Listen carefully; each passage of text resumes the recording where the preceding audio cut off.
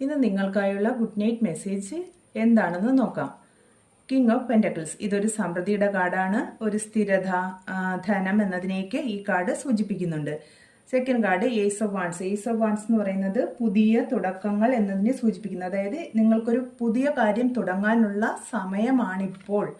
Universe നിങ്ങളിലേക്ക് അതിനൊരു offer കൊണ്ടുവരുന്നു എന്ന്, പുതിയ അവസരങ്ങൾ കൊണ്ടുവരുന്നു എന്ന് ഉള്ള ഒരു മെസ്സേജാണ് ഈ കാർഡിലുള്ളത്. Page of cups. Page of cups എന്ന് പറയുന്ന കാർഡിന്റെ മീനിങ്സ് എന്ന് പറയുന്നത് നിങ്ങളുടെ സർഗാത്മകമായ കഴിവുകളെ പരിപോഷിപ്പിക്കുക എന്ന് ഈ കാർഡിന്റെ ഒരു മീനിങ്സ് ആയിട്ടുണ്ട്. അപ്പോൾ ഇന്ന് യൂണിവേഴ്സ് നിങ്ങൾക്ക് നൽകുന്ന മെസ്സേജ് എന്ന് പറഞ്ഞാൽ, ഈ രാത്രിയിൽ നിങ്ങളുടെ സർഗാത്മകമായ കഴിവുകളെ കുറിച്ച് ചിന്തിക്കൂ.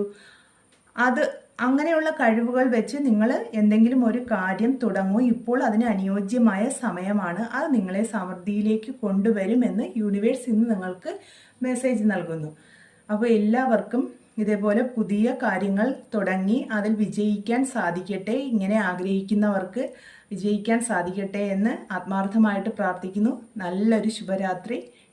Thank you universe.